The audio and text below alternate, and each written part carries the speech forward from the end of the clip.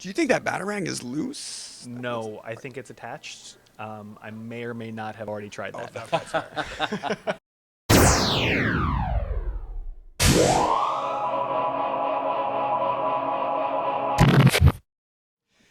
You're at Comics Online. We are here at DC Entertainment headquarters in Burbank, California. I'm here with Matt and Seth, the creative minds behind Robot Chicken and the new DC Comics special number 3, Magical Friendship.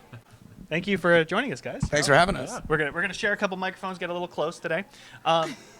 So lots of stuff happening at DC Entertainment. We've got a few distractions. So if we look off camera, it's probably because some crazy stuff's happening. Jeff Johns just walked by, and I did a real Hollywood. Seth knows everyone. So let's talk about the cast you guys have for this. Aside from Seth, you voicing like 90% of the characters. You can only afford that. Yeah, I think I did Batman and something else too. A couple other things. Couple other ones. Yeah. Like 40 Scarecrow. some Yeah. character. Oh yeah, Scarecrow. Oh, I forgot about Robin. Penguin. I forgot. I did a couple of them. Yeah. Okay, a couple of them. So let's talk about the people you were able to bring in for this one. You've got Adam West, you've got Burt Ward, Weird Al. Yeah. You've got Nathan Fillion is back again, right? Yes, yeah. as the Lantern. Yeah. Yeah. Giovanni Ribisi, Breckin Meyer is our Superman. That's true. Yeah, it's a good group. So how is it corralling these actors into the Robot Chicken universe?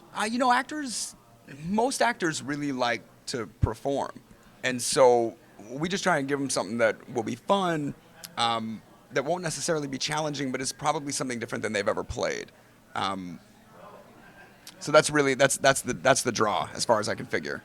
Having done 2 of these specials already for the DC universe, was there anything that surprised you guys going into the 3rd incarnation, or even after the completion of the 3rd one? I think for the 3rd one, it's always about trying to find a theme that kind of like guides it. With the first one, we did like a little Aquaman storyline. The second one, we wanted to have a villain's perspective on things. And this 3rd one, when Jeff and I were literally just having a dinner, we were just laughing about the fact of like the Batman-Superman friendship and geeking out over why are they friends. And then all of a sudden we were like, that's going to be our 3rd special. And that's what it turned into. Typically, Aquaman gets the brunt of the, you don't really have powers jokes, but this time Batman really takes a hit. Because Aquaman actually does have powers. He does have powers. We know that as geeks, but most people tend to say, he swims underwater. Aquaman can breathe underwater. Show me any human that can do that.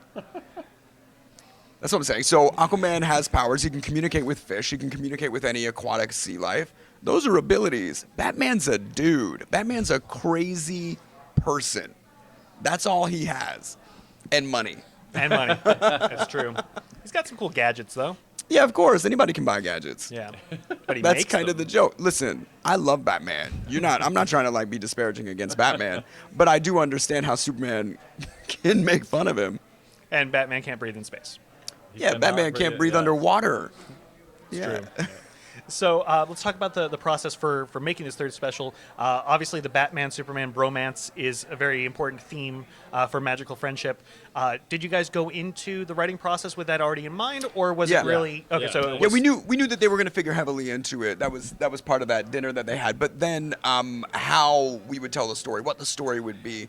And we knew we wanted it to be competitive between them and ultimately hit some kind of big thing they had to solve together. But I left the room for about a half hour. When I came back, they were like, multiverse. And of course, that's perfect. And everything suddenly made sense. And we started writing towards that. Crisis on Several Earths. A few Earths that I can see. There's at least one in the horizon, sort of, if I had a telescope. So DC this year specifically has really brought in and been a little bit more inclusive of their multiverse, bringing back a lot of characters and concepts. Does Robot Chicken now fall into the DC multiverse? We like So to think Jeff, so. Jeff said, just Earth yeah. RC. Yeah. RC? Yeah. Okay. He's going Go to write for it it. into a comic one day. I feel it. We'll see. I think DC's sitting on a gold mine, though, with a guy with a rock. Do you think that could be G-Rock the next? has been thoroughly vetted. That's a good Agreed. quote. I got to see it last night. Stayed up super late. We drove up from San Diego, actually, to Nice. come Aw, here today. thanks, man. But it was really amazing how many characters you were able to pack into a 22-minute special. Was there anyone specifically for the 3rd special that you really wanted to make sure made it into the cut? No, It wasn't like that. It was more what we could, what was appropriate, what was funny, what fit in. We threw a million different things. I mean, we wanted to get the Red Lanterns in there. They're not. Like there are things that we tried. Although Batmite makes a cameo, yeah, so exactly. It's really just what was the funniest things in the writers' room that make the cut. And no matter how much we love certain things, unless it makes us laugh, it's not going to go into the final product. So what did you guys grow up reading in terms of comics? Like, was there anything that stood out to you that really got you interested in comics? Yeah, the first book I read was Fantastic Four. That led me to a comic book store, which suddenly was like Mecca for me. And I read everything from Turtles to Detectives. Yeah, I mean, I started Avengers and Captain America. I still remember, bicycling to my comic store to get things like Wild Dog. So, it goes deep. Are you guys reading comics right now? Rarely, if somebody suggests a specific title or if there's a collected thing, but I haven't gone to a shop on the regular for a while. I read trades, yeah.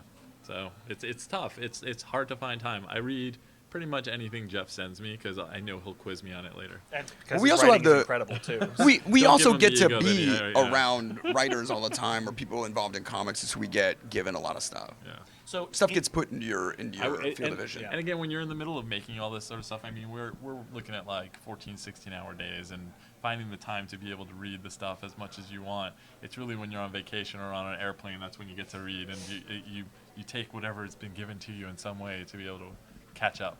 Boo-hoo, Mr. Jet Setter. I feel it. Yeah.